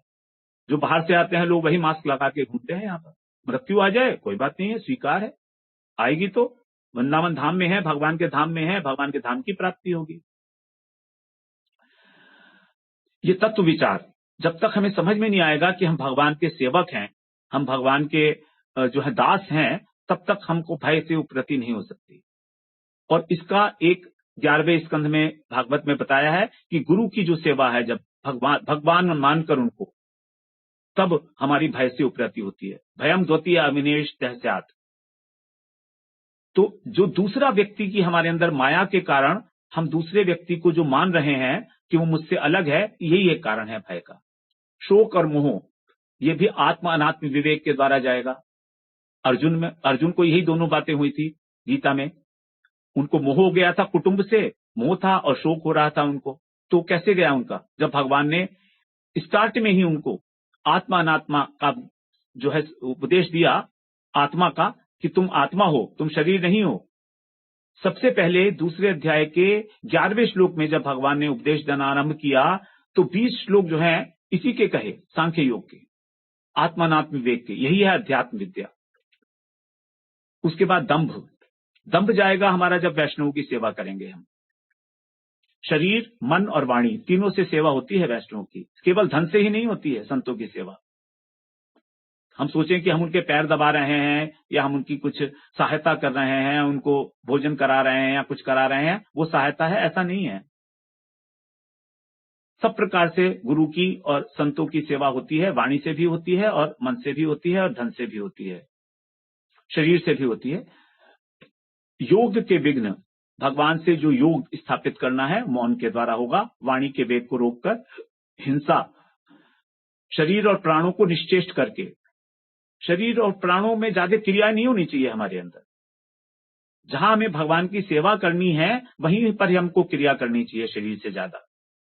आधि भौतिक दुख दया के द्वारा जीव मात्र के प्रति, जब हम समझेंगे सबको कि ये मेरा ही एक भाई है, सभी भगवान के अंश हैं, तो फिर हमारे हृदय के अंदर दया उमड़ेगी, तब फिर हमारा आधि भौतिक दुख जो है वो दूर होता है। आधि दैविक दुख समाधि के द्वारा, मन की एकाग्रता, और आध्यात्मिक दुख भी योग बल के द्वारा। उसके बाद निद्रा, ये निद्रा बहुत परेशान करती है जब हम माला करते हैं। तो सात्विक भोजन करेंगे यदि और अल्प आहार करेंगे तो निद्रा नहीं आएगी। और आजकल मैं ऐसा कर रहा हूं, मुझे नींद नहीं आती है। 3-4 घंटे के लिए सोना पड़ता है, बस रात को 5 घंटे नींद नहीं आती है, सारे दिन बिल्कुल नींद नहीं आती है।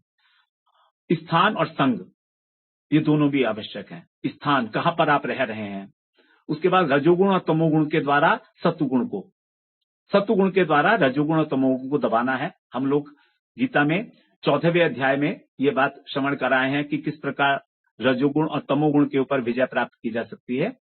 उसके बाद सत्वगुण जो है वो उपरति के द्वारा, उपरति का मतलब है यहां पर सुख बुद्धि का त्याग। सत्वगुण जो है वो भी हमको सुख प्रदान करता है। देखिए, सत्वगुण सुख प्रदान करता है, सुख से ही हमको बांधता है सत्वगुण,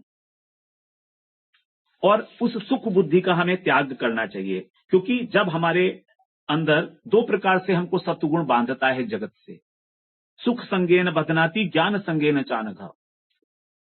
जब हमको सुख मिलता है और जब हमको ज्ञान की प्राप्ति होती है, तब हम इस सत्वगुण की रस्सी के अंदर बंध जाते हैं। ये गोल्ड की रस्सी है, रजोगुण वाली जो है चांदी की है और तमोगुण वाली लोहे की है, लेकिन ये बांधने वाली है। इस जगत में अटका के रखेंगी हमको, हम आगे नहीं बढ़ने देंगी निर्गुण अवस्था तक। इसीलिए कह रहे हैं कि सत्वगुण को, अर्थात सुख बुद्धि को, कि मुझे इस वस्तु में सुख मिले। जैसे ही हमको तत्व ज्ञान होता है, आप ये बात मानिए, आपको बड़ा सुख मिलने लगता है, आंतरिक सुख, सात्विक सुख मिलने लगता है। ये सात्विक सुख बड़ा डेंजरस है। We don't have to stop over here. हमें इससे आगे बढ़ने के लिए इस सुख बुद्धि का त्याग करना पड़ेगा, और वही है उपरति। उपरति का मतलब वैराग्य, बिल्कुल उपराम हो जाना। उपराम होने का मतलब तटस्थ हो जाना। ठीक है, अच्छा लग रहा है, but that's all, but I am not, मैं उसके साथ बहुत एसोसिएटेड नहीं हूं कि उसके बिना मैं जी नहीं सकता, अब मुझे वही चाहिए ही चाहिए, ऐसा नहीं। तो सुख बुद्धि का त्याग, इससे हम सत्वगुण को पार करके फिर निर्गुण अवस्था पर जा सकते हैं। और सभी दोष जो हैं 15 आश्चर्यजनक रूप से केवल गुरुदेव की भक्ति के द्वारा हम लोग प्राप्त कर सकते हैं। अगला स्लाइड बताइए प्रभु जी। अगले स्लाइड में हमारा यही वाला जो 15वां पॉइंट है कि इन सभी दोषों का गुरुदेव की भक्ति के द्वारा ही अनायास नाश हो जाएगा, ये लिखा हुआ है 25वें श्लोक में। एतत् सर्वं गुरौ भक्त्या पुरुषो यंजसा जयेत। एतत् सर्वम, जो 14 दोष बताए अंतःकरण के, देखिए अपने आप में सारे के सारे बहुत बड़े बड़े दोष हैं, ये कोई छोटा मोटा नहीं है। एक दोष को खत्म करने में ही हजारों जीवन लग जाते हैं। तो इसका कितना आसान सा उपाय बता दिया नारद जी ने युधिष्ठिर महाराज को। एतत् सर्वम गुरु भक्त्या, भक्त्या का मतलब प्रीति पूर्वक सेवा भगवान गुरु की, बिना प्रीति के नहीं, नो फॉर्मेलिटी दिखाने के लिए नहीं, अपने को सबसे बड़ा गुरु का सेवक दिखाने के लिए नहीं। ऐसे बहुत सेवक हैं गुरु जी के जो अपने को सबसे बड़ा सेवक दिखाना चाहते हैं, हाईलाइट करते हैं अपने को कि मैं ही सबसे बड़ा हूं, मैं सीनियर हूं, मैं सब जानता हूं, मैं गुरु जी के मन की बात जानता हूं, गुरु जी सारी बात मुझसे पूछ के करते हैं। ऐसे बहुत सारे सेवक होते हैं गुरु के। ये भी यहां पर भी सारा का सारा एक वो हायरार्की चलती है। तो इस सब बातों से नहीं, भक्त्या, भक्त्या का मतलब प्रीति पूर्वक। तो गुरु की सेवा जो प्रीति पूर्वक करता है, दैट पुरुष ही अंजसा जयेत। अंजसा माने पता भी नहीं लगता, विदाउट एनी एफर्ट, अनायास। So this is what is required to be done. हमने अभी आज जो गुरु जी की प्रार्थना की थी वासुदेव प्रभु ने, उसमें ये सारी बातें हैं कि गुरु कौन है, गुरु निष्ठा कैसी होनी चाहिए। लेकिन ये केवल शब्दों तक सीमित ना हो। कहने के लिए कह दिया, उससे कुछ फायदा नहीं है। कहने में तो बड़ा अच्छा लगता है, गुरु निष्ठा ही हमारी क्या बोलते हैं भक्ति का एक रीढ़ की हड्डी है एंड ऑल दैट। जब तक ये जीवन में मेरे आत्मसात नहीं होगा, मैं इसको बोलने का अधिकारी नहीं हूं वास्तव में। I should not speak about it unless I inculcate it in my heart. I'm not really capable of it. तो ये सारे के सारे दोष गुरु की भक्ति से अनायास नष्ट हो जाते हैं। What a beautiful thing over here. And then he is saying what is Guru all about.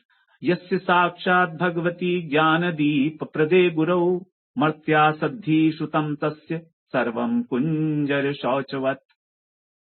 भगवान ही है वो साक्षात, यस्य साक्षात भगवती, भगवती में भगवान, ज्ञान दीप प्रदे गुरु, हमारे हृदय के अंदर जो ज्ञान का दीपक जलाते हैं। अब देखिए भगवान ने 10वें अध्याय में गीता पढ़ने का फायदा है कि रिलेट कर सकते हैं। 10वें अध्याय में भगवान ने कहा है कि 11वें श्लोक में यही बात, नाशयामी आत्मभावस्थो ज्ञान दीपेन भास्वता, ज्ञान दीपेन, और यहां पर भी वही आ रहा, ज्ञान दीप प्रदे गुरु। तो गुरु जो है हमारे हृदय में ज्ञान का दीप प्रज्वलित करते हैं, और वहां कह रहे हैं भगवान कि मैं स्वयं अपने भक्त के हृदय में आत्मभावस्थो, उसका जो अज्ञान जम तम है, उसका जो अज्ञान रूपी अंधकार है, उसका नाश करता हूं। मैं स्वयं नाशयामी आत्मभावस्थो ज्ञान दीपेन भास्वता, इस ज्ञान के द्वारा, जो संवित वृत्ति का चित ज्ञान है, उसके द्वारा भगवान कह रहे हैं कि मैं उसका नाश करता हूं। मर्त्या सद्धि श्रुतम तस्य सर्वम कुंजर शौचवत। और जो व्यक्ति भगवान गुरु को मनुष्य के रूप में मानता है, एक साधारण मनुष्य, कि क्या है, थोड़े से ज्यादा श्लोक याद कर लिए गुरु जी ने, क्या कर लिया, ऐसा क्या खास बात कर ली, हम भी कर लेंगे, हम भी गुरु बन जाएंगे।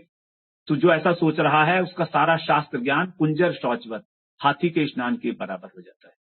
जैसे हाथी स्नान करता है, बाहर आके फिर वही का वही धूल मिट्टी सूंड से उठाई धूल और डाल ली अपने ऊपर।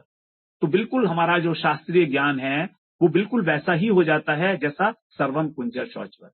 इन शब्दों के ऊपर हमें विश्वास करना होगा सबसे पहले। ये केवल शब्द नहीं है, ये हमारे को जीवन एक जीने की प्रक्रिया बता रहे हैं। अपने विचारों के अंदर किस प्रकार हम रेडिकल ट्रांसफॉर्मेशन ला सकते हैं, this is what is being told over here. फिर अंत में क्या कह रहे हैं, एष वै भगवान साक्षात प्रधान पुरुषेश्वर योगेश्वरै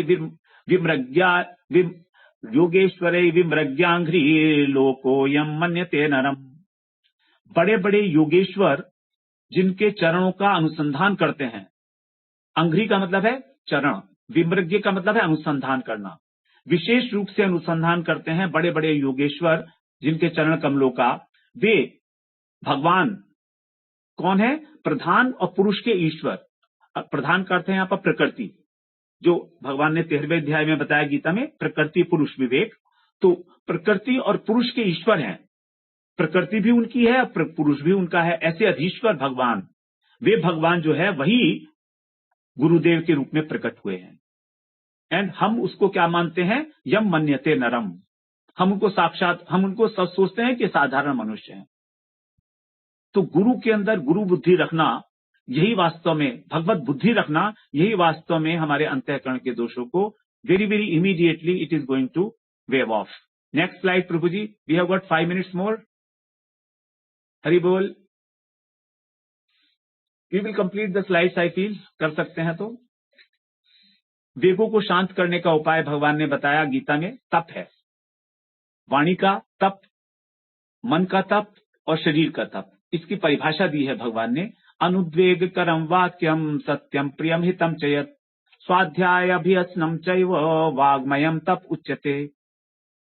ये जो तप है, वाणी का तप है, किसी भी व्यक्ति के प्रति अनुद्वेग, उसको उद्वेलित करने वाला कोई वाक्य न बोलना, सत्य बोलना, प्रिय बोलना, हितकारी बोलना, जो हम लोगों ने बात की थी, मित, हित और रित।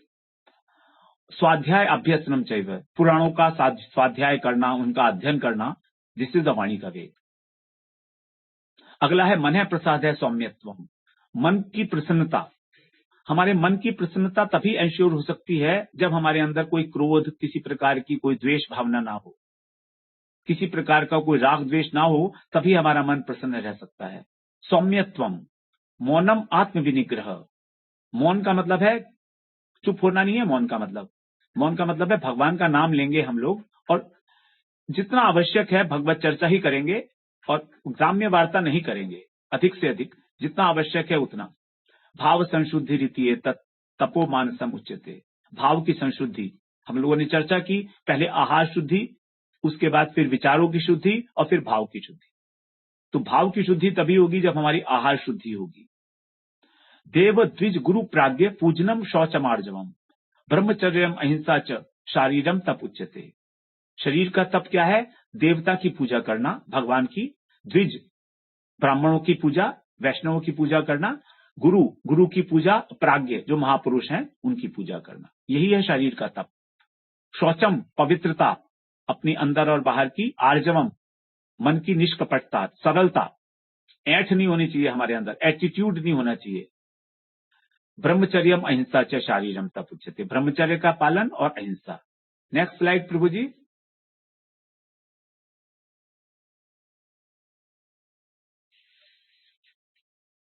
रजोगुण और सत्वगुण के कार्य बताए हैं, हाउ टू आइडेंटिफाई कि रजोगुण जब बढ़ता है और सत्वगुण जब बढ़ता है तो क्या क्या होता है। जब हमारे अंदर लोभ आ रहा है तो समझे रजोगुण बढ़ रहा है। जब नए नए काम करने का, उद्यम करने का हमारे अंदर देखा जा रहा है वेग, तो समझिए रजोगुण बढ़ रहा है। जब हम लोग अशांत हैं, अनेक प्रकार की कामनाएं हैं, स्पृहा, तो रजोगुण बढ़ रहा है। रजसी तानि जायन्ते विपथे भरतर्षभ, लोभ प्रवृत्ति आरंभ कर्मणाम स्मह स्पृहा। ये चारों चीजें जो हैं, हमको समझिए कि रजोगुण बढ़ रहा है। हमें पता लग जाएगा कि हम इस समय किस गुण के अंदर ऑपरेट कर रहे हैं। We are 24 hours operating in one गुणा और the other out of the 3. So we should know that where we are operating at most of the time. If we are operating most of the time in Rajogun, then we are going to continue to be born only as a human being again here. And if we are most of the time operating in Sattugun, तो हमारी फिर एक संभावना पैदा होती है कि हम भजन के राज्य में आगे प्रवेश करें। सर्वद्वारेषु देहेऽस्मिन् प्रकाशो उपजायते ज्ञानम यदा तदा विद्यात् विवर्धम सत्वम इति उत। जब हमारे अंतःकरण में हमारी चेतना का प्रकाश लगता है, हमको everything looks very clear, we are able to see through the things. जब हमको भगवान की जो बातें हैं, तत्व ज्ञान की जो बातें हैं, वो स्पष्ट रूप से समझ में आनी शुरू हो जाएं, समझिए सत्वगुण की वृद्धि हो रही है। तो जब हम भगवान का भजन करते हैं, भगवान की हरि कथा सुनते हैं जितने समय, उस समय समझिए हमारा सत्वगुण बढ़ा हुआ है। अगली स्लाइड बनाइए प्रभु जी। We will take 5 minutes more. I think 2 slides more are there. We will finish off today. सत्वगुण की वृद्धि के लिए 10 प्रकार के सात्विक सेवन बताए गए हैं 11वें स्कंध में। आगमो अपह प्रजादेश है, काल है, कर्म च जन्म च, ध्यानम मंत्रोथ संस्कारो दशैते गुण हेतवः। हम लोग क्या पढ़ते हैं, ये सबसे इंपॉर्टेंट है। हम लोग क्या पढ़ते हैं, क्या सुनते हैं, ये इंपॉर्टेंट है। शुद्ध जल का सेवन, क्या आहार है हमारा, खाना पीना कैसा है, भक्तों का संग, किसके साथ हम बात करते हैं, हमारा मन किसके साथ लगता है, पवित्र स्थान, हम वृंदावन धाम, ब्रज, अयोध्या धाम, इस तरह के धाम के अंदर जाते हैं कि नहीं जाते हैं, पवित्र स्थान है जो। ब्रह्म मुहूर्त में उठने का अभ्यास, हमारा जो समय है वो कैसे कटता है, सुबह हम उठते हैं कि नहीं उठते हैं। काल, काल का अर्थ है ब्रह्म मुहूर्त। तो हम काल को, समय को किस प्रकार से नियोजित करते हैं अपने। कर्म, कर्म का मतलब है हम भगवान का नाम लेते हैं कि नहीं, सेवा करते हैं कि नहीं। सेवा क्या है, भगवान की संख्या पूर्वक नाम। तो ये इस प्रकार का हमारा कर्म होना चाहिए, भगवान की सेवा। तो जन्म, जन्म का मतलब है गुरु पदाश्रय, क्योंकि 3 प्रकार के जन्म है, एक शौक्र, एक सावित्र और एक दक्ष। शौक्र जन्म होता है माता पिता से, सावित्र जन्म होता है जब हमारा उपनयन संस्कार होता है, जनेऊ धारण करते हैं यज्ञोपवीत, और तीसरा जन्म है हमारा दीक्षा, दक्ष, जो गुरु जी से होता है। तो यहां पर कह रहे हैं हमने दीक्षा ली है कि नहीं है। अगर दीक्षा नहीं ली है तो भजन राज्य में प्रवेश कैसे होगा। उसके बाद भगवान और भगवदीय वस्तुओं का चिंतन, ध्यान किस बात का करते हैं हम। मंत्र हमारा शुद्ध है कि अशुद्ध है, वैष्णव मंत्र है कि नहीं है। वैष्णव मंत्र नहीं है तो हमारा उद्धार नहीं होने वाला है आत्मा का, भक्ति का तो बात ही नहीं है। संस्कारों दशैते गुण हेतव, ये 10 जो है संस्कार हमारे कैसे पढ़ रहे हैं, हम अपने बच्चों को क्या संस्कार दे रहे हैं, हम स्वयं किस बात का अभ्यास कर रहे हैं, उसका संस्कार बना रहे हैं, क्या हमारा भजन का अभ्यास हो गया है। ये सारी बातें सोचनी चाहिए हमको। अगला नेक्स्ट प्रभु जी। उसके बाद हमारे पास 3 शक्तियां हैं, शरीर की, इंद्रियों की और मन की शक्ति। अब शरीर की शक्ति बल, इंद्रियों की शक्ति को बोलते हैं ओज, और मन की शक्ति को बोलते हैं सह। युक्त आहार से हमारा बल बढ़ता है, शारीरिक बल बढ़ता है। युक्त चेष्टा, इंद्रियों के अंदर हमारी जो चेष्टाएं देखी जाती हैं, इधर उधर ताकना, झांकना, कहीं भी कोई बात सुन लेना कान लगाकर उल्टी सीधी, ये सारी गलत चेष्टाएं हैं, इससे हमारा ओज नष्ट होता है। हमारी वाणी के अंदर कोई ओज नहीं रहेगा, कोई बात सुनेगा ही नहीं हमारी, मानने की तो बात छोड़िए। जब तक हम अपनी इंद्रियों के अंदर ओज स्थापित नहीं करेंगे, हम अपने जीवन में सक्सेस नहीं कर सकते इंद्रियों में। और सह का मतलब है मन की शक्ति। युक्ताहार विहारस्य युक्त चेष्टस्य कर्मसु युक्त स्वप्नावबोधस्य योगो भवति दुःखः। हमारे को युक्त आहार करना है, युक्त विहार करना है, युक्त चेष्टा, कर्म भी युक्त करना है और सोना भी बिल्कुल और जागना भी। तो 6 घंटे हमको आहार विहार, 6 घंटे चेष्टा कर्म, 6 घंटे हमको सोना और 6 घंटे जागना। अगला वाला चार्ट दिखा दीजिए Prabhu ji, it will be clear from there. हमारे पास 2 संपत्तियां हैं, हमारी आयु और हमारा धन। हमारी आयु को हम उपार्जन कर सकते हैं भजन के द्वारा। हमारी आयु, हमारी जो एज है, हम उसको सार्थक कर सकते हैं केवल साधन भजन के द्वारा। तो इसके लिए कहा गया स्वप्नाव अवबोधस्य। अवबोध का मतलब है जागना। ये यहां पर केवल सिंपल जागना नहीं है, क्योंकि जागना तो हम जब जीविका संबंधी कर्म कर रहे हैं, आहार विहार कर रहे हैं, तो भी जागे हुए हैं। लेकिन जागने का यहां पर मतलब है विशेष रूप से जागना, साधन करते हुए, साधन भजन करते हुए। तो इसके लिए हमें 6 घंटे रखने चाहिए। व्यय का मतलब सोना। जितनी देर हम सोए, हमारी आयु का व्यय हो गया, व्यर्थ हो गई। धन हमारे पास 2 प्रकार है, उपार्जन और व्यय। जीविका संबंधी हम कर्म करते हैं, नौकरी करते हैं, बिजनेस करते हैं, उसके लिए 6 घंटे। और व्यय आहार विहार में, खाना पीना, घूमना, इधर उधर चहलकदमी करना, व्यवहार करना, लोगों से संपर्क बनाना, ये सब विहार में आएगा। व्यायाम करना, अपने हेल्थ को मेंटेन करना, ये सब आहार विहार में। तो यदि हमें धन उपार्जन के लिए समय चाहिए 8 घंटे, तो हम लोग आहार विहार में से कम करें 2 घंटे, उसके 6 घंटे का 4 घंटे कर दें, देन इट बिकम्स 8 घंटा। और बढ़ाना है उपार्जन के समय को 10 घंटे करना है, तो वहां पर आहार विहार को और कम करें। उसके बाद आयु के अंदर सोने को कम करेंगे, तो हमारा जो है वो साधन भजन 7 घंटे का हो जाएगा 6 घंटे से। तो 6 घंटे का तो साधन हमें करना ही चाहिए जीवन मिनिमम। यदि हम 6 घंटे का साधन करने के लिए तैयार हैं, भगवान का शास्त्रों का अध्ययन करें, नाम का जाप करें, श्रवण कीर्तन करें, कुछ भी करें, नवधा भक्ति का कोई भी अंग पालन करें, एक दिन में हम एवरेज 6 घंटे अगर लगा के चलें, तब गृहस्थ के लिए सारा बताया गया है। और जो लोग फुल टाइम डिवोटीज हैं, उनके लिए तो सारा ही साधन भजन करना है। बस थोड़ा सा आहार के लिए, थोड़ा सा निद्रा के लिए, और बाकी सारा समय साधन भजन के लिए। उनको तो 12 घंटे साधन भजन करना पड़ेगा। तो इस प्रकार से हम लोगों ने आज पूरी चर्चा यहाँ पर पहले श्लोक की है। कोशिश की है, हम लोगों ने प्रयास किया है अधिक से अधिक की जो अनुवृत्ति प्रभुपाद जी के द्वारा बताई गई है, हम उसको थोड़ा समझ सकें। वांछा कल्पतरुभ्यश्च कृपा सिंधुभ्य एव च पतितानां पावनेभ्यो वैष्णवेभ्यो नमो नमः।